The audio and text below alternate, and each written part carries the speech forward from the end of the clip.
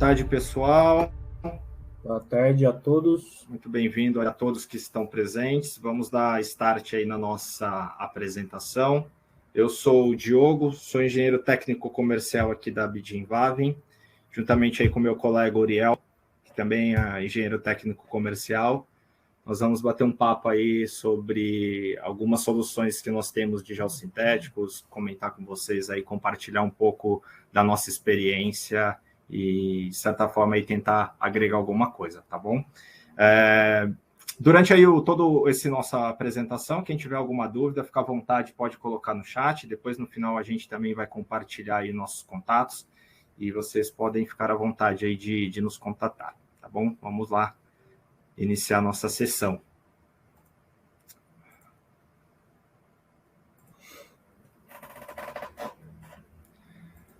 Bom, pessoal, hoje a Abidin faz parte aí do grupo da Vavin, que é um grupo que está em mais de 60 plantas de produção, uma empresa global que atua em 4 regiões aí do planeta, né? Levando as suas soluções para o mercado de infraestrutura e construção. A Abidin agora ela está fazendo parte do grupo, né? A Vavin é uma empresa que já está no seu DNA a inovação, então uma empresa que tem como respaldo aí ser uma empresa como referência em soluções inovadoras para esse setor de construção e infraestrutura. Ela tem aí mais de 60 anos de experiência nesses mercados, né?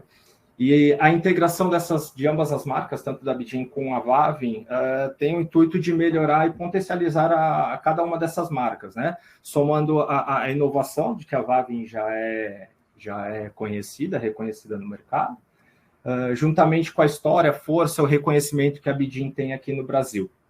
Então, isso para impulsionarmos ainda mais as nossas soluções inovadoras para esses mercados onde nós atuamos.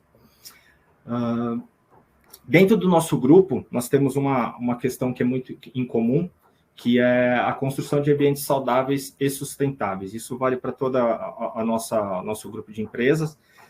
Então, todas as nossas soluções, elas têm esse objetivo, têm esse foco de construir ambientes saudáveis e sustentáveis. Dentro do segmento de geossintéticos na Vavin, hoje nós temos uma presença aqui na América Latina, com as marcas da Amanco Vavin, a Pavco Vavin e a Abidin Vavin. Atualmente nós temos 5 plantas de produção, né? Uma no México, 2 na Colômbia, uma no Peru e uma no Brasil. Isso nos consolidando como os maiores fabricantes de geossintéticos na América Latina. Quando nós falamos de geossintéticos, do uso do geossintético, do que ele tem em relação com o nosso propósito, né, de construir ambientes saudáveis e sustentáveis,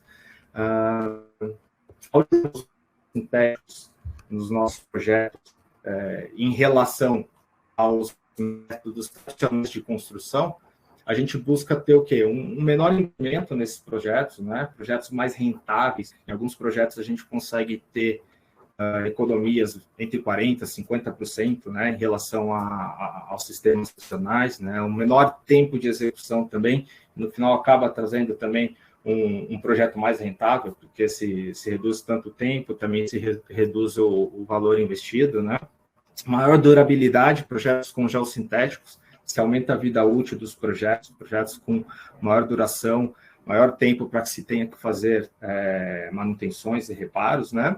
E um menor impacto ambiental, né? As soluções tradicionais, muitas delas exploram muitos materiais não renováveis e o geossintético vem para eliminar isso, redução do consumo de materiais não renováveis, consequentemente a redução das emissões de CO2, tá? Então, esses são os nossos benefícios com geossintéticos, que são muito alinhados com o nosso propósito. Falando de geossintéticos, com essa união com a Vavin, a gente também agregou ao nosso portfólio de soluções e produtos, né? Para que a gente possa oferecer soluções. Por trás deles, nós temos produtos aí de alta performance, temos geotêxteis não tecido de PP, de polipropileno, geotêxteis não tecido de poliéster, tecidos, uma gama grande de tecidos de polipropileno, tecidos high flow, que são tecidos de elevada resistência e também tecidos com alto rendimento em obras hidráulicas, tecidos de alto módulo, tecidos PET, uma gama completa de geogrelhas, temos geogrelhas de fibra de vidro para aplicação em pavimentos, geogrelhas extrudadas e geogrelhas de poliéster para obras de reforço de solo, geocélulas, que é um do tema que nós vamos abordar hoje, mantos para controlação, drenante, que é o nosso Extradren, e temos uma linha aqui de produtos voltados para obras hidráulicas, nossos geobags, os geopolímeros, o flex secreto e o secreto. Então, temos uma linha de geossintéticos completa, com diversas soluções que a gente pode oferecer, tá? Mais diretamente falando sobre as soluções que nós iremos apresentar hoje, né? As soluções de engenharia geossintéticos para dentro das nossas soluções, o que nós vamos abordar hoje são 3 soluções, tá? Soluções para canais de drenagem, soluções para controle de erosão e soluções para proteção de geomembrana. Vamos abordar alguns temas, alguns exemplos de obra, alguns dados relevantes para essas 3 tipos de segmento de obra. O primeiro deles vai ser canais de drenagem, e agora eu passo a voz aí para meu amigo Uriel, vai dar continuidade. Bom, boa tarde, pessoal. Eu sou Uriel Machado, eu sou engenheiro civil. Há 9 anos eu atuo como engenheiro técnico comercial, especialista em geossintéticos na Bidin Aven. Eu sou responsável pelas vendas e assistência técnica em toda a região sul. Eu gostaria de agradecer a participação de todos vocês aqui conosco essa tarde. Bom, como vocês puderam ver, né, através da introdução do Diogo, nós somos uma empresa que tem como o objetivo principal levar a sustentabilidade e preservação ambiental através das nossas soluções, né, ou dos nossos geossintéticos. E é isso que a gente vem falar aqui para vocês no dia de hoje. Eu vou começar, então, pelas nossas soluções para canais de drenagem e controle de erosão em solos e taludes, né? Mais especificamente com os mantos permanentes e geocélula. Após isso, o Diogo vai falar um pouco sobre proteção de geomembrana e utilização de geotêxteis não tecido, também em obras ambientais. Bom, como eu disse, eu vou começar falando especificamente sobre mantos permanentes nas aplicações de canais. Bom, quando a gente fala em canal, por que a gente considera os canais como obras ambientais, né? Os canais, eles são considerados obras ambientais porque eles são responsáveis por direcionar corretamente as águas pluviais aos devidos destinos, né, como o rio e córregos e até mesmo estações de tratamento de água. E também, através dos canais, a gente consegue corrigir e evitar assoreamento de curso d'água permanente, como córregos, ribeirões e até mesmo rios. E por isso que a sua superfície ela deve ser devidamente tratada. E, no caso, hoje a gente vai apresentar esses tratamentos com geossintético. Você pode mudar de slide para mim, Diogo, por gentileza? Mais uma vez, como eu disse, a gente vai iniciar a falar sobre construção de canais em geossintéticos, primeiramente com mantos permanentes, né? Os mantos permanentes da Bidin, da linha TRM, eles têm sua matriz composta 100% com polipropileno e 100% estabilizadas com raio ultravioleta, contra raios ultravioletas, né? A espessura da manta ela é homogênea durante todo o seu corpo, né? Ele é resistente a produtos químicos que normalmente se encontram em ambiente natural do solo, né?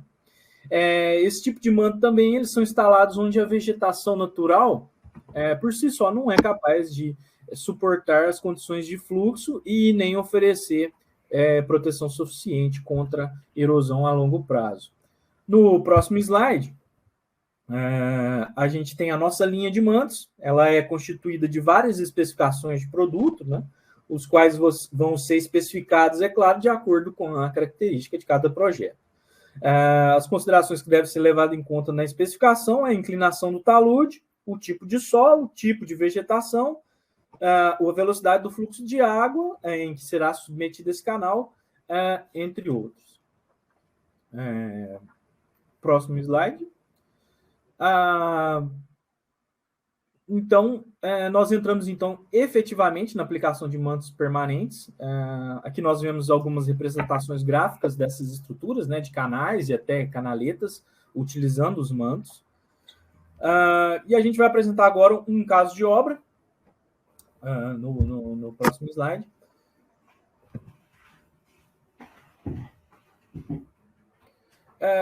Esse caso de obra é na Colômbia, onde foi especificado o manto permanente para a sua execução.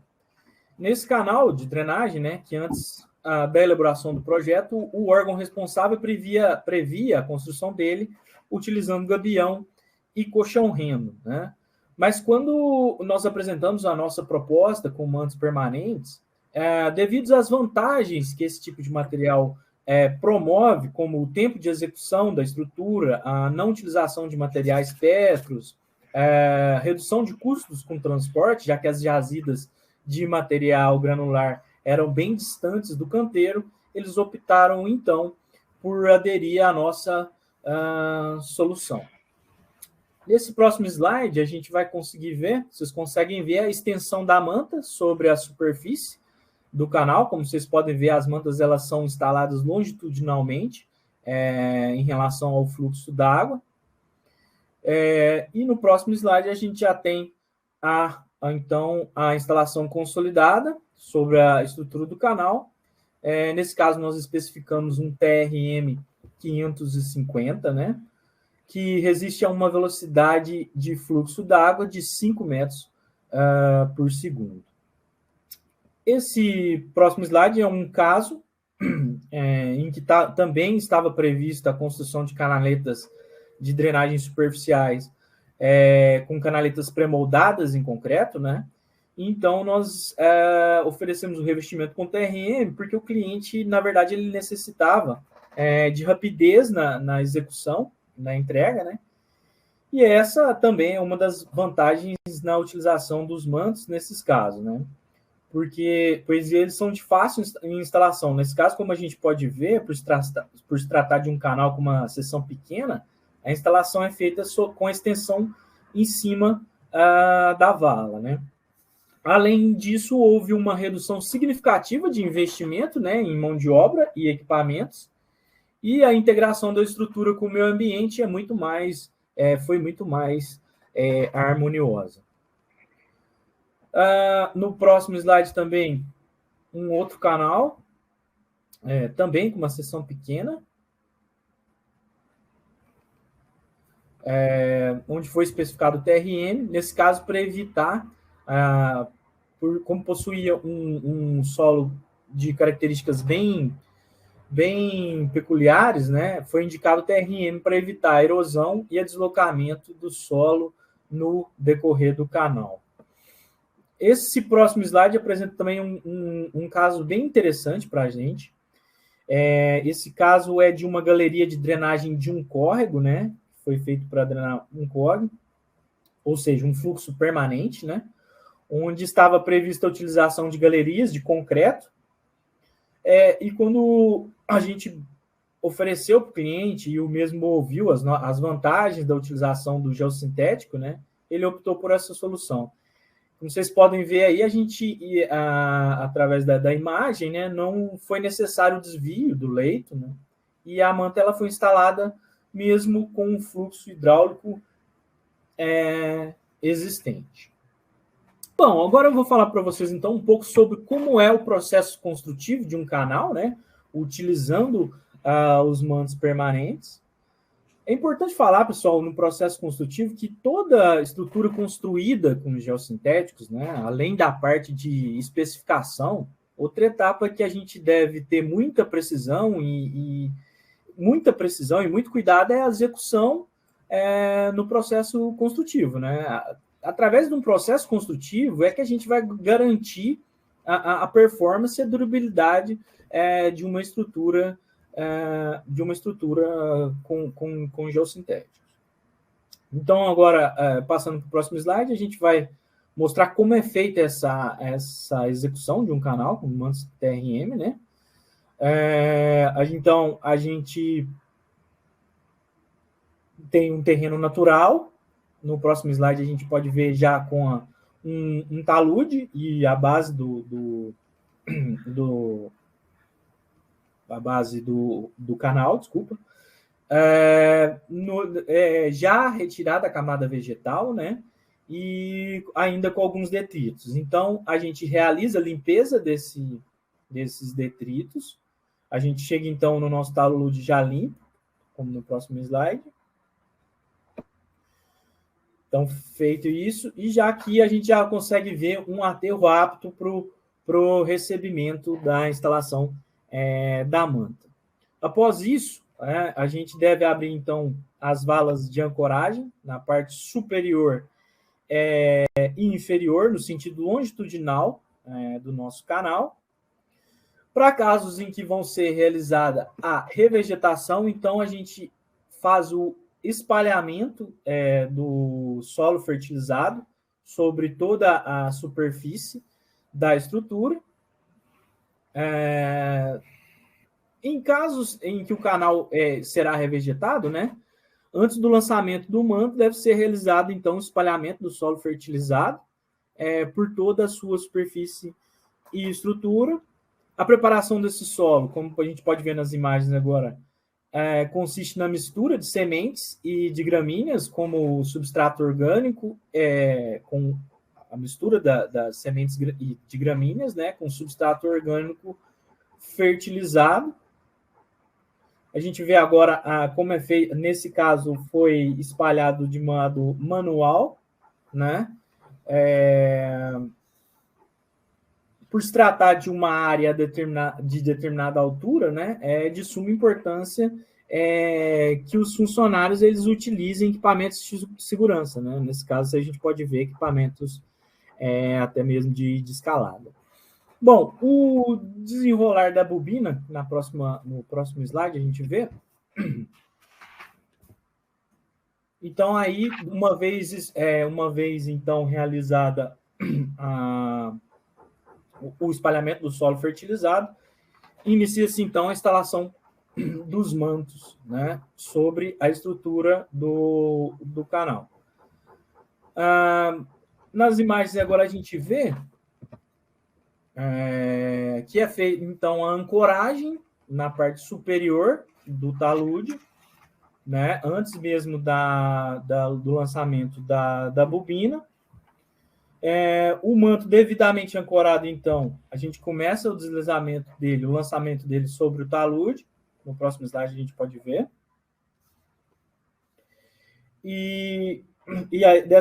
Então, efetivamente, o lançamento sobre a superfície da estrutura, né?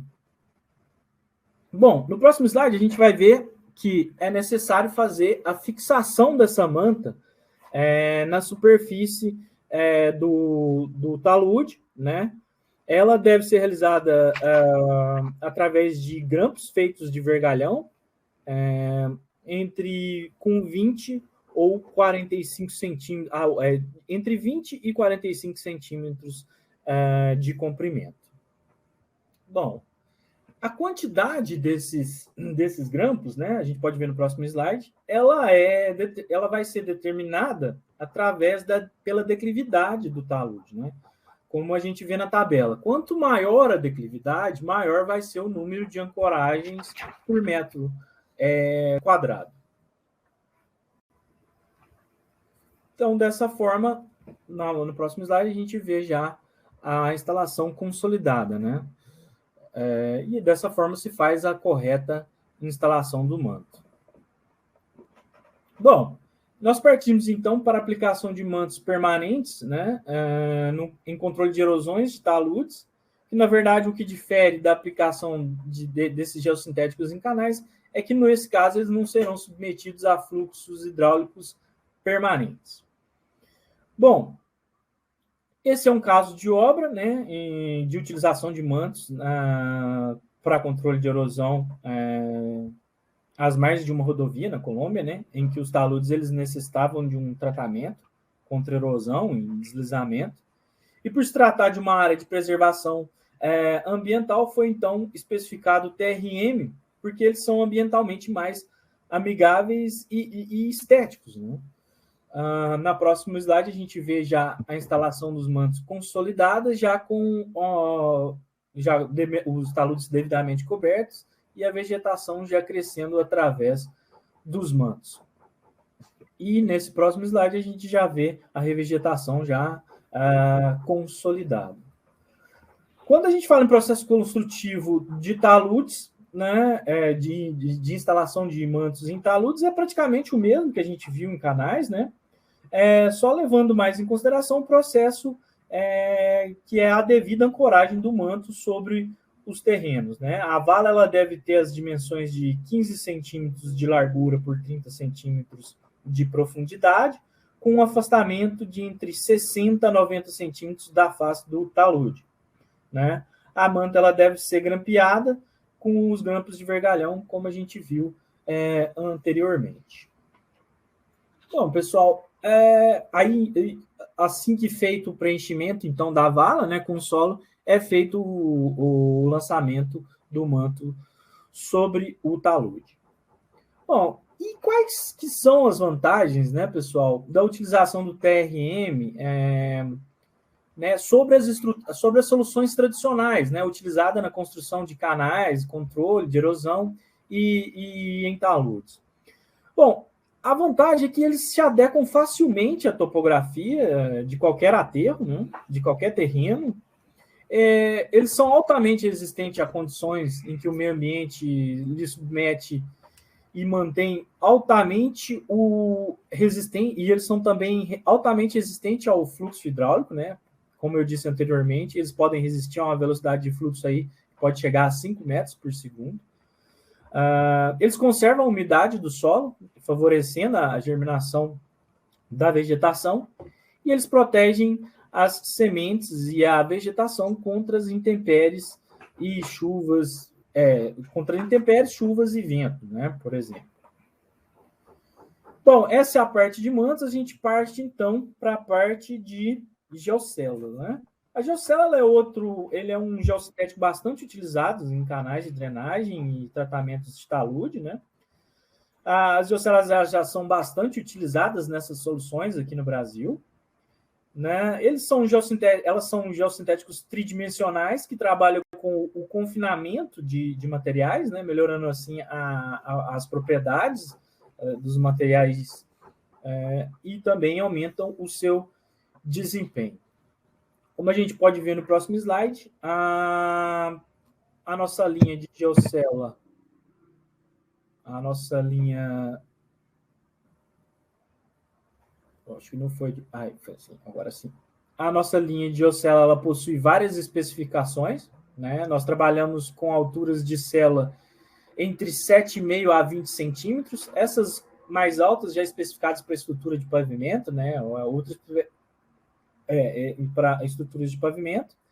Outra especificação que a gente se leva em conta, né, de geocélulas é a medida da abertura das células e a distância entre as soldas das mesmas, né? Isso tudo também vai depender das especificações do projeto e da aplicação também, como inclinação do talude, material de preenchimento das células, se será submetida a fluxo hidráulico ou não, e qual a aplicação? Canal, talude, estrutura de pavimento e, em alguns casos, até mesmo só para jardinagem. Então, falando então sobre canais de drenagem utilizando geocélulas, Essa aplicação, pessoal, ela já é bem utilizada no Brasil, mas eu acho que ainda há muito espaço, né, para maior adesão de projetos, dadas as vantagens que as geocélulas possuem também sobre as soluções tradicionais, né, como galeria de concretos, blocos pré-moldados, enfim, gabião e colchão reno também. No próximo slide, a gente vê esquemas gráficos também, né, de canais, que ficam utilizando geocélulas. Nesse próximo slide, pessoal, a gente vê que a especificação da geocélula para canais ela é feita a partir da inclinação do talude, né, que compõe a estrutura, do material de preenchimento das células e da velocidade do fluxo hidráulico. Quanto maior o fluxo ou maior a inclinação dos taludes do canal, isso vai variar as alturas e as aberturas das células. Vamos, então, para um caso de obra. Esse caso de obra é no Brasil. Foi utilizado geocélulas 75445, né? Essas ela tem uma seção de 7,5 centímetros de altura para 45 de distância entre as soldas das células. A abertura, elas podem chegar aí a 33 centímetros quando o painel aberto. Bom, esse canal ele estava projetado anteriormente, prevendo a sua execução com gabiões e colchão reno, né? E o cliente eles nos cedeu a oportunidade de sugerirmos uma nova sugestão. Então, a gente fez uma proposta onde o canal ele passava a ser construído com geocélulas. Com a redução significativa do cronograma de construção, né, e redução de mão de obra e também de equipamentos, o cliente ele optou pela nossa proposta. Na imagem, a gente pode ver a extensão já dos painéis sobre a superfície dos taludes do canal. Na imagem, a gente pode ver a extensão, essa extensão dessas fitas verdes, né, no interior das seções das geocélulas. Esses são chamados de tendões, e eles servem para reforçar a estabilidade das seções das geocélulas. É importante também a colocação, nesse caso também, pessoal, a colocação de barbacãs, né, no decorrer do corpo do talude, para o alívio de pressões hidrostáticas. Bom, no próximo slide a gente já vê o material especificado para preenchimento foi o concreto. Quando se utiliza o concreto, então, a gente vê no próximo slide que o preenchimento, uma vez que já feito, é necessário fazer a regularização dessa concretagem para evitar irregularidades na superfície do canal. No próximo slide, a gente vê um canal já com a sua seção cheia. Não é o mesmo projeto, porque o anterior ele ainda está em execução. Essa foto é de um canal que fica no aeroporto de Porto Alegre, o aeroporto Salgado Filho. Nesse caso, foi utilizado geocélulas de 10 centímetros de altura. Então, falar um pouco do processo construtivo de canais com geocélula. Basicamente, é o mesmo processo de canais feito com mantos permanente, né? A gente inicia com a limpeza do local. Na próxima imagem a gente vê, né? A gente retira a cobertura vegetal, retira entulhos, raízes e materiais inadequados. É necessário formar a seção do canal, né, de acordo com o projeto, e certificar de que não haja nenhuma falha no terreno natural, né? E ter a superfície o mais uniforme possível para evitar desperdício de material. Bom, no próximo slide a gente vê também que é necessário a escavação de uma vala na parte superior do talude para a devida ancoragem das células, né? Essa ancoragem ela fica numa zona de 80 a 1 metro aí da face do talude. E para evitar uma possível perda de material também, é importante a gente instalar um geotexto não tecido sob a camada de geocélula. Então, aí se instalam os painéis da geocélula, né, como vocês podem ver, transversalmente em relação ao fluxo d'água. Falar um pouco da união desses painéis, né? A união desses painéis entre eles, ela deve ser realizada pelos pinos conectores, né? Esses pinos conectores a gente fornece também, né? Há casos também no Brasil de utilizarem também grampos de vergalhão. Esses de geocelas já utilizam grampos aí de 50 a 70 centímetros de comprimento. Bom, no próximo slide a gente vê então as estacas de ancoragem, né? Elas são feitas com barras corrugadas de diâmetro aí mais ou menos de 10 milímetros, um comprimento de 50 centímetros, e dependendo da inclinação, tudo depende também da declinação, vai depender da inclinação do talude e da abertura das células do painel, né? A quantidade mínima de ancoragens em ambos os sentidos é de uma estaca aí de ancoragem por metro quadrado. Ok? Quando como eu disse anteriormente, no caso de obra, quando se utiliza o concreto como material de preenchimento, é necessário fazer uma regularização da superfície aí da estrutura. Tá certo? Bom, a gente parte então para controle de erosão utilizando geocelas. As geocelas, assim como os mantos permanentes, elas também são utilizadas para o tratamento de taludes, né, para evitar processos erosivos. A gente tem um caso de obra em uma ferrovia, né, de uma mineradora, onde foi necessário tratar os taludes porque os mesmos eles estavam sofrendo erosões e deslizamento de materiais com a vibração gerada pelo trem, né, pela passagem do trem, da composição. E isso estava comprometendo a estabilidade do talude, né? E então, a gente sugeriu a utilização de uma geocela de 10 centímetros de altura, e no próximo slide a gente vê já o material de preenchimento foi o solo local, especificado foi o solo local, e revegetado com uma hidrossemeadura.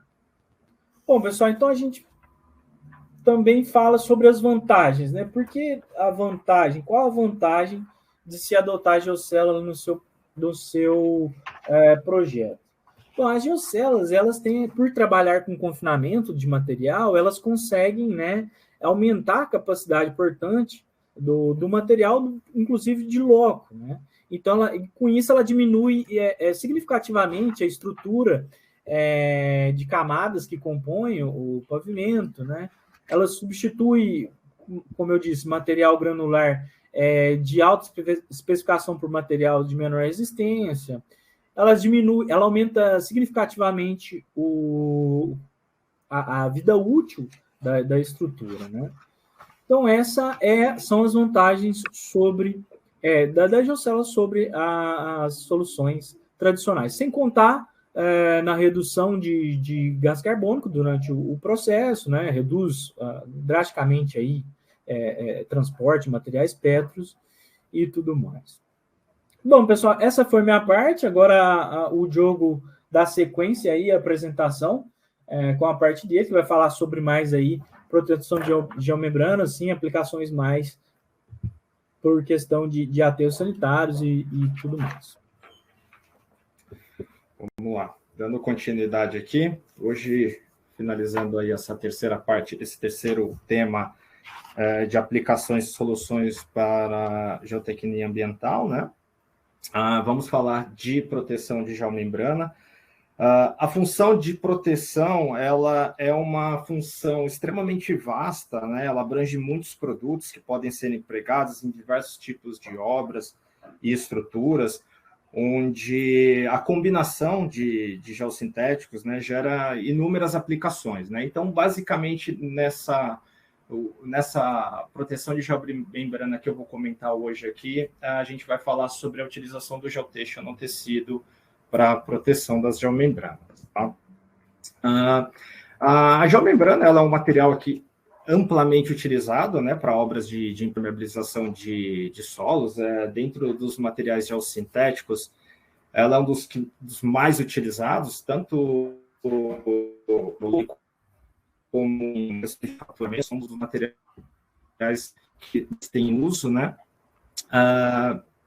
Além dela ser um material utilizado aí impermeabilizante, as vantagens que ela tem um baixo coeficiente de permeabilidade, né? Uma resistência ao UV, um material que pode ficar exposto, os raios UV não danificam a geomembrana. Ela tem elevada resistência química, então é um material que pode ser aplicado em diversas indústrias para área de mineração, também ativos sanitários, né? E a geomembrana ela tem um elevado tempo de vida, uma vida útil da geomembrana são para projetos aí muito longos, né?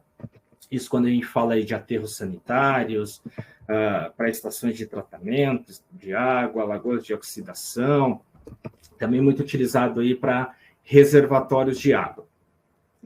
Porém, quando a geomembrana, por características da sua aplicação, muitas vezes ela está em contato com materiais contundentes, ou ela pode estar suscetível a estar em contato com esses materiais, seja o material do local onde ela vai ser instalada, né? Como ela pode sofrer com os materiais que vão ser armazenados sobre ela.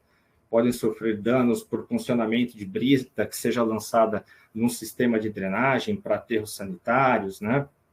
Tráfego de pessoas e operários e maquinário durante aí o processo de instalação, de construção de reservatórios, e também os danos a longo prazo, né, que ela pode sofrer pela sobrecarga dos resíduos que estão acima do contato com a geomembrana. Em estudos realizados aí ao longo dos anos, né, indicam que a maioria desses danos é causado muito pelo material de cobertura. Então, quando a gente fala de proteção da geomembrana, é buscar um material, uma solução de que possa oferecer uma proteção que atue como uma camada redutora das tensões que atuam sobre essa geomembrana, né? O objetivo é prevenir ou reduzir, né, os danos que seriam causados sobre a superfície dela, né? E quando a gente fala em usar o geotexto, a geomembrana por si só, ela já tem uma determinada resistência, né? Se você até aumenta a espessura da geomembrana, de forma linear, você também aumenta a sua resistência ao funcionamento, né? Porém, quando você utiliza um geotexto como proteção da geomembrana, você agrega a ela uma resistência ao funcionamento muito maior, dependendo aí do geotexto, das resistências dele, de 4 a 10 vezes mais de incremento nessa resistência, né? O material que é utilizado, ele precisa resistir aos esforços de impulsionamento, né? Aos esforços de tração também, que ela venha a sofrer, ele tem que resistir e não propagar rasgos, ele também ajuda a aumentar o atrito de interface entre a geomembrana e o material de preenchimento, e ele também precisa ser permeável, porque em alguns momentos ele vai fazer parte ali, está junto do sistema de drenagem, né? Então ele vai auxiliar aí como um material a sua permeabilidade é importante também, né? Em áreas de disposição de resíduos, também, geralmente, a superfície ela pode ser bastante irregular, né? Que também pode causar alguns danos por funcionamento ou estouro do material, isso causado pelo material presente no solo local onde ela vai ser instalada. O ideal é que o solo, a localidade seja limpa, que ela tenha uma condição de não causar danos, que não venha oferecer danos, mas se isso não é possível, é ideal que se considere também, que se avalie a instalação de um material de proteção sob a geomembrana, né? Após isso, ela é instalada sobre esse material, e depois é instalada um material de cobertura também. Ela fica como se fosse um sanduíche no meio de 2 geotêxteis, né? Então, como eu havia comentado, inserindo um geotêxtil de elevada resistência, ela aumenta de 4 a 10 vezes até a resistência ao funcionamento, né? Então, ela é bem mais eficiente do que só aumentar a espessura da geomembrana, que é importante também, mas o geotêxtil, ele aumenta consideravelmente.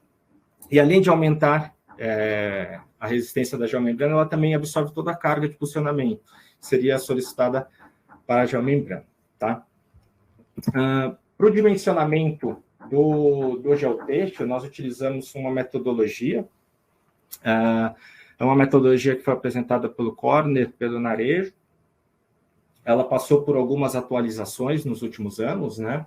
Aqui eu falo basicamente dessa metodologia. É preciso chegar a um fator de segurança, né? Nesse caso, é um fator de segurança para o funcionamento da geomembrana que leva em consideração a pressão admissível e a pressão real da área, né? Devido ao preenchimento, do material de preenchimento, ou material que vem acima da geomembrana. Para se chegar nesse valor de pressão admissível, é levado em consideração o funcionamento do geotexto, né? Funcionamento CBR, altura efetiva da protuberância, dos materiais que vão estar em contato com a geomembrana e que podem causar danos, e alguns fatores de modificação. Esses fatores de modificação, eles são tabelados, né? Então, esses fatores a gente tem eles como tabela. Nessa metodologia, é importante que a pressão admissível ela seja maior que 50 kPa, tá? E assim, dentro dessa equação, a gente consegue chegar no P admissível, né? Na pressão admissível. Para a determinação dessa metodologia, foram feitos diversos testes, né? Aqui a gente tem a tabela que ela hoje está presente na GT12 e como ela seguiu de parâmetro para desenvolvimento dessa metodologia, onde ela leva em consideração, além da massa por unidade, que é a gramatura do geotexto, mas também ela leva em consideração a resistência ao funcionamento CBR, né? Como esse geotexto, essa tabela, ela não é padrão para a produção, é importante que, quando se determinar um geotexto, se dimensiona um geotexto com a proteção de geomembrana, utilizando essa metodologia, o material ele tenha propriedades parecidas, tá? Aqui a gente tem uma especificação da BDIN, então se a gente comparar tanto em referência à gramatura quanto à resistência ao funcionamento CBR, com a tabela ela tem parâmetros muito próximos, né? O que garante aí que os materiais possam ser utilizados nesse dimensionamento, os dados aqui. A relação entre o funcionamento e a gramatura, aqui eu tenho um gráfico onde nós ensaiamos 3 tipos de geotextos que são disponíveis no mercado, né? Então, geotextos de poliéster de fibra curta, geotexto de poliéster de filamento contínuo e o geotexto de polipropileno de fibra curta. Aqui a gente pode ver que existe também, conforme se aumenta a gramatura do geotexto, você também tem um aumento consequente à resistência ao funcionamento. Por que isso é importante? Porque para determinação, tanto para essa aplicação de proteção de geomembrana, como para outras aplicações, as especificações, os dados referentes ao material é muito importante, porque isso, além de garantir que dentro do dimensionamento o material seja o mais adequado, também garante que o processo de produção por trás desse material seja o mais correto, né? Porque senão muitas vezes você tem um material que só tem uma gramatura elevada e por trás dele você tem baixas características mecânicas, né? Então, assim, ele acaba que não serve para o projeto para o qual ele vai ser especificado. Como aqui, essa é a parte de dimensionamento, a gente fala, temos aqui tanto os geotextos de poliéster como os geotextos de polipropileno. São os 2 geotextos que existem no mercado, né? Pelo menos no nosso mercado, são os geotextos mais comuns. No nosso caso, até aqui no Brasil, os geotextos de poliéster pela disponibilidade de matéria-prima desse material, né? Que é feito a partir de garrafa PET reciclada, e os geotextos de polipropileno, que são feitos a partir da resina de polipropileno, né? Além da questão da definição pelo dimensionamento das resistências do geotexto, também é importante a definição de qual geotexto você vai utilizar por uma questão de como ele vai estar exposto, né? Se ele vai estar exposto, qual é o ambiente que ele vai estar exposto. Também, dentro desse artigo, que pegou diversos estudos que foram realizados, né? com diversos ambientes químicos diferentes, chegaram a algumas conclusões referentes à exposição dos geotêxteis de poliéster e geotêxteis de polipropileno para diferentes concentrações de pH, né? E aqui a gente acaba vendo que o geotêxtil de polipropileno ele acaba tendo uma melhor compatibilidade dentro de ambientes químicos muito agressivos, né? Isso é muito importante, principalmente quando se fala na especificação de geotêxteis para obras de aterros sanitários, para obras de barragens de mineração, que muitas vezes podem ter resíduos altamente químicos, né? Agressivos, bem agressivos.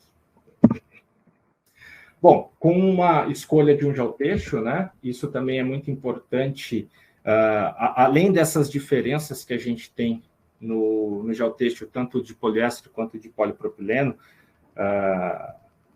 tanto da resistência a ambientes químicos quanto os fatores mecânicos, existe uma questão que é a questão econômica, né? O geotêxtil de polipropileno é um geotêxtil que tem um valor econômico muito maior, ele é bem mais custoso do que um geotêxtil de poliéster.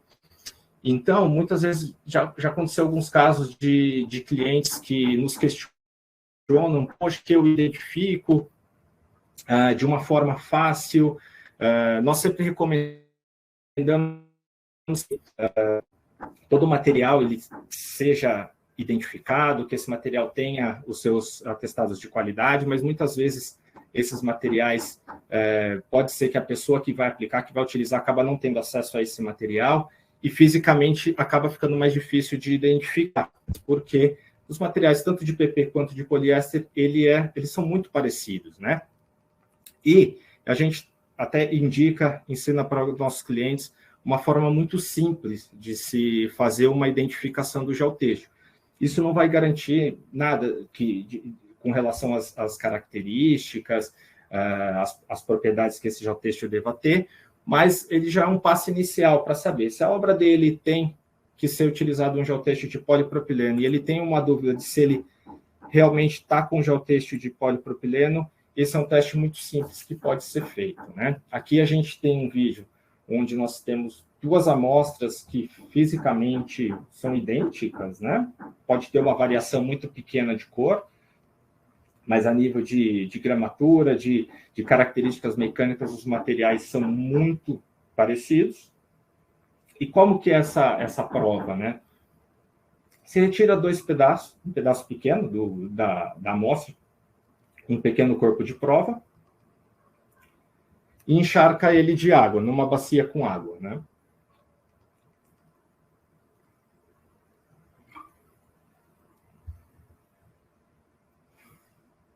Nesse caso, ele está fazendo uma comparação de um PP com poliéster, né?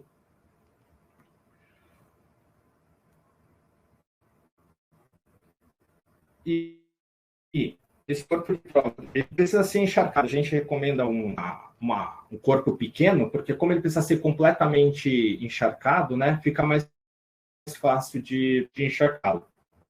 E o corpo de prova de poliéster, ele afunda, e o de polipropileno, ele flutua.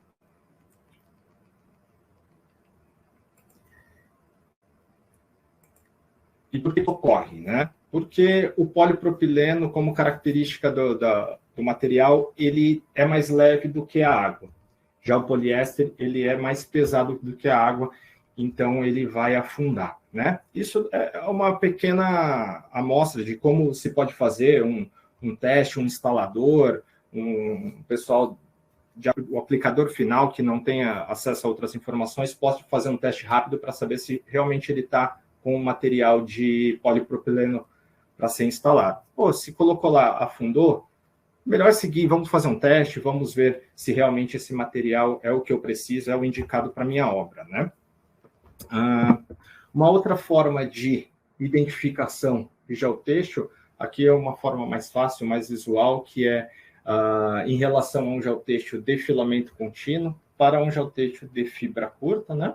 Onde o filamento contínuo é dentro do processo de construção, de produção de um geotêxtil feito com filamento contínuo. As fibras são produzidas continuamente enquanto se finaliza o material. No caso já da fibra curta, primeiro são produzidas as fibras e depois as fibras são cortadas e depois é produzido o material, né?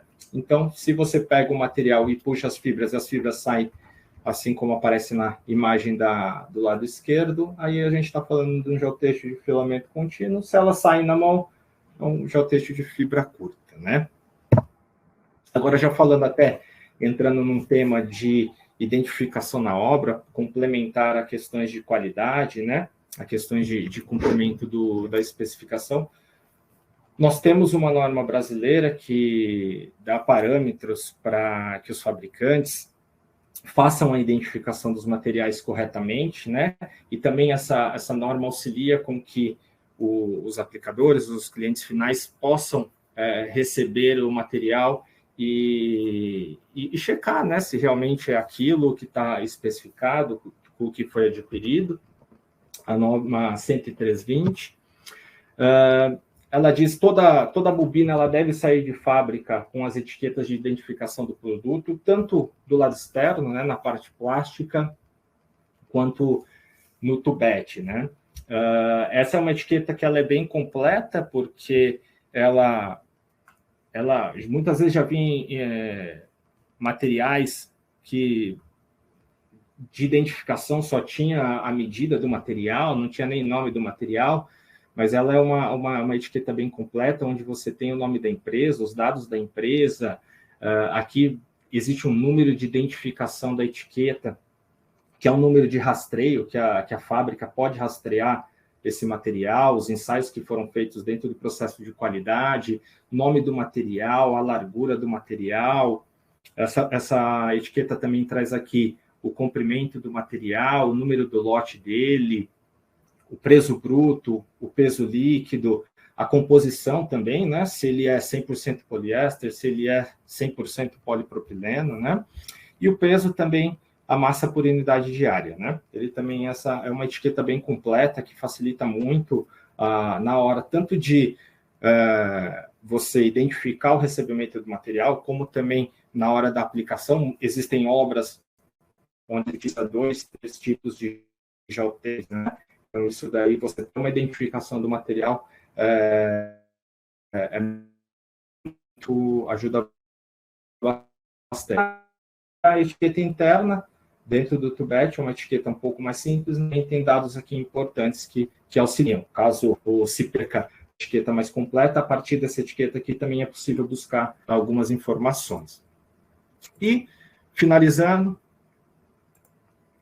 para finalizar, uma outra indicação que a norma pede é que os materiais venham carimbados, né, ou com uma impressão, por pelo menos a cada 5 metros, com o tipo do material, o nome do material que ele é especificado.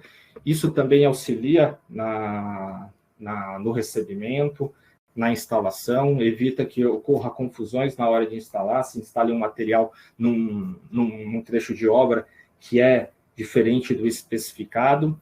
Então, também é uma característica que a gente coloca aqui para nível de qualidade e garantia de recebimento e entrega dos materiais dentro das obras, tá, gente? Eu finalizo aqui a minha apresentação. Retomo aqui os nossos benefícios com o uso dos geossintéticos, né? Menor investimento, menor tempo de execução, maior durabilidade, o menor impacto ambiental nos projetos. Todas essas informações que nós compartilhamos hoje, baseadas em nossas experiências também, estão disponíveis em nosso livro de geossintéticos, em nosso software, o GeoSoft. A gente tem um livro aqui disponível, toda essa metodologia de cálculo, informações que a gente passou aqui, elas estão disponíveis no nosso livro, que é um livro que está disponível para todos os nossos clientes. Quem quiser baixar o nosso livro, pode acessar o nosso livro, assim como o GeoSoft, que é o nosso software de soluções com geossintéticos, onde nós temos lá, dentro deles, as soluções que são possíveis se dimensionar, especificar através dos materiais que nós temos. Dentro do GeoSoft também nós temos uma elevado número de documentos técnicos, normas, fichas técnicas, manuais de projeto, casos de obras que nós temos também.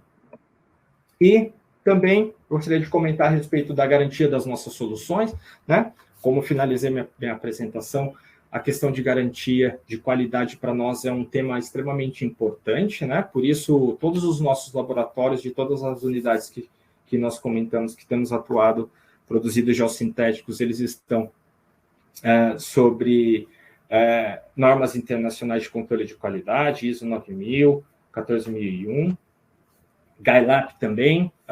Até o final desse ano, a nossa unidade aqui do Brasil, nosso laboratório lá de São José dos Campos, também vai ter acreditação GAILAP. Isso daí para mostrar para os nossos clientes que a Bidin é uma empresa totalmente comprometida com as questões de qualidade, né, dentro das nossas soluções e dos nossos produtos, tá bom? Convido vocês a nos seguirem nas nossas redes sociais, Facebook, Instagram, LinkedIn e YouTube. Futuramente, aí, próximos meses, próximas semanas, a gente vai ter novos geotrains, novos temas que nós vamos abordar. E eu deixo aqui os meus contatos aí do meu colega Duriel. Quem tiver dúvida, fica à vontade para nos ligar, mandar uma mensagem, um e-mail. E é isso, pessoal. Agradeço aí quem pôde acompanhar a nossa apresentação até o final. E eu fico à disposição de vocês.